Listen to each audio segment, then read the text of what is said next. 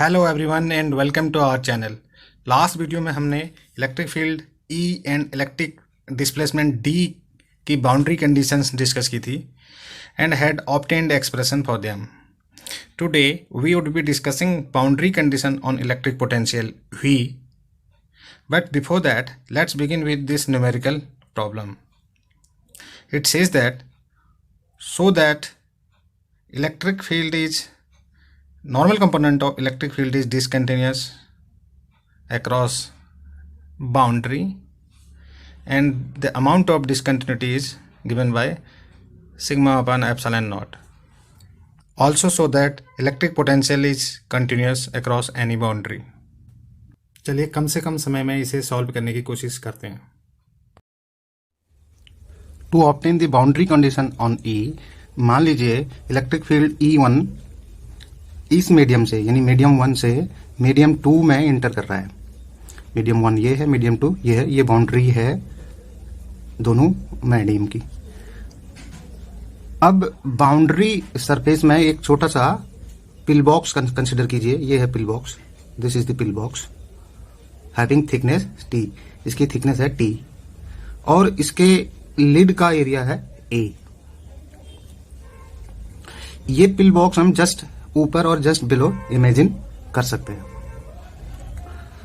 Sigma है surface charge density. अब E1 और E2 को दो कंपोनेंट्स में हम रिजॉल्व कर सकते हैं, normal component and tangential component. पहले नॉर्मल कंपोनेंट की बात कर लेते हैं। तो E1n होगा नॉर्मल कंपोनेंट ऑफ E1, यानी E1 ये वेक्टर था जो कि इस मीडियम में एंटर कर रहा है, तो इसका नॉर्मल कंपोनेंट होगा E1n। Similarly E2n will be the normal component of E2। Now applying Gauss law to this surface, Gauss law says that surface integral over a closed surface is equal to 1 upon epsilon naught times the total charge enclosed। 1 upon epsilon naught को हमने वही रहने दिया है और Q enclosed को लिख दिया है sigma A, where A is the area of the pill box। अब इस पिल बॉक्स को कंसिडर कीजिए, देखते हैं इससे कितना फ्लक्स पास हो रहा है, यानी इलेक्ट्रिक फील्ड की लाइंस कितनी पास हो रही हैं इससे। अब हम केवल नॉर्मल कंपोनेंट की बात कर रहे हैं, तो ये जो साइड्स हैं, साइड से कोई कंट्रीब्यूशन नहीं होगा फ्लक्स में, क्योंकि हम नॉर्मल कंपोनेंट की बात कर रहे हैं, यानी जो नॉर्मल कंपोनेंट जो इस सरफेस से इस सरफेस के परपेंडिकुलर है, तो साइड्स विल कंट्रीब्यूट नथिंग। केवल जो ये वाला एरिया है, ये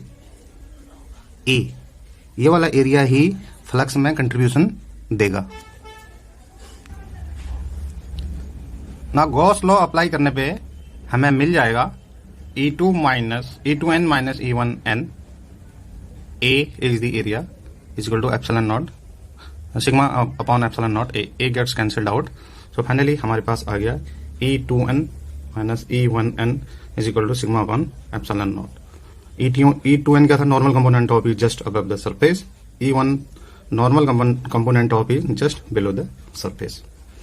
so ये वैल्यू E2n minus E1n की कुछ वैल्यू आई है। अगर ये वैल्यू 0 होती so तब क्या आता, E2n is equal to E1n, यानी दूसरे मीडियम में जाने पे भी कोई चेंज नहीं आता। तब हम कहते हैं कि इलेक्ट्रिक फील्ड कंटिन्यूअस है अक्रॉस द बाउंड्री, लेकिन कुछ वैल्यू आई है, इसलिए अब हम इसे कहेंगे the normal component of E is discontinuous by an amount sigma upon epsilon not at any boundary. Tangential component निकालने के लिए भी हम सेम फिगर का यूज करेंगे। सो E1t is the component of electric field parallel to this surface, tangential to this surface। Similarly, E2t is the component of electric field E2 that is parallel to this surface। अब boundary condition निकालने के लिए tangential electric field की हम line integral apply करेंगे over this closed loop. इस closed loop में, जो कि पिल बॉक्स का क्लोज्ड लूप है, उसमें हम लाइन इंटीग्रल यूज करेंगे। पहले हमने कौन सा यूज किया था, सरफेस इंटीग्रल यूज किया था नॉर्मल कंपोनेंट्स निकालने के लिए, बाउंड्री कंडीशन निकालने के लिए इलेक्ट्रिक फील्ड की, नॉर्मल कंपोनेंट की। Now we shall be using line integral of E to this closed loop for finding the parallel components of E. अब इस सरफेस को देखिए, इमेजिनरी पिल बॉक्स को, ये एंड्स जो हैं, जो एंड्स हैं ये और ये, दे विल कंट्रीब्यूट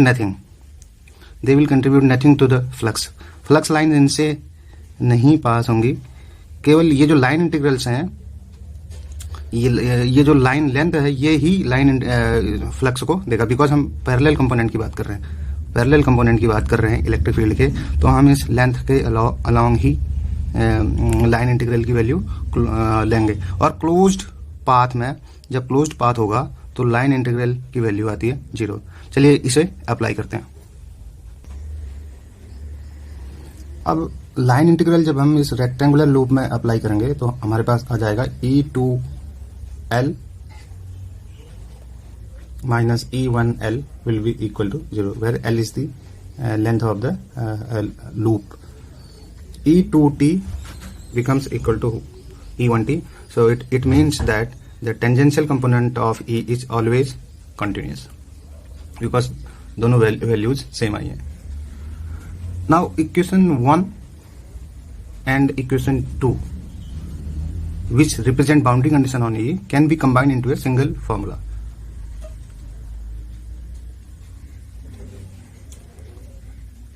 E2 थी बाउंड्री, E2 थी इक्वेशन, E2 माइनस E1 था इक्वेशन 1, और E2T is equal to E1T था इक्वेशन 2। सो इन दोनों को कंबाइन करने पे ये आ गया E2 माइनस E1 is equal to sigma upon epsilon not J curve, where J curve is the unit vector that is perpendicular to surface pointing from below to above. अब ये हुआ कैसे, मैंने यहाँ पे समझाया है।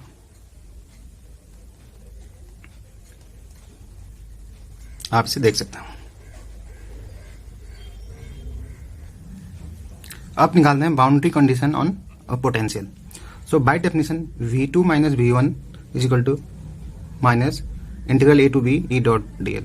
तो ये पोटेंशियल की डेफिनेशन है जो हम पिछले वीडियो में एक बार इसको डिस्कस कर चुके हैं। ये सरफेस है और ये पाथ लिया है हमने L, 2 पॉइंट्स लिए हैं इस सरफेस पे A and B just below and just above हैं इस सरफेस के, बहुत ही कम इनकी लेंथ रहेगी, L टेंड्स टू 0, बहुत ही कम। When path length shrinks to 0, जब इस पाथ की लेंथ बहुत ही कम लेंगे, यानी A और B पॉइंट्स को हम लगभग मर्ज करेंगे, उस केस में लाइन इंटीग्रल की वैल्यू कितनी आ जाएगी, बिकॉज ये क्लोज्ड पाथ बन जाएगा तो लाइन इंटीग्रल की वैल्यू आ जाएगी 0, और मेरा V2 माइनस V1 आ जाएगा 0। सो V2 will become equal to V1. It means the potential is continuous across any boundary. So potential is continuous across any boundary. जबकि इलेक्ट्रिक फील्ड में ऐसा नहीं है।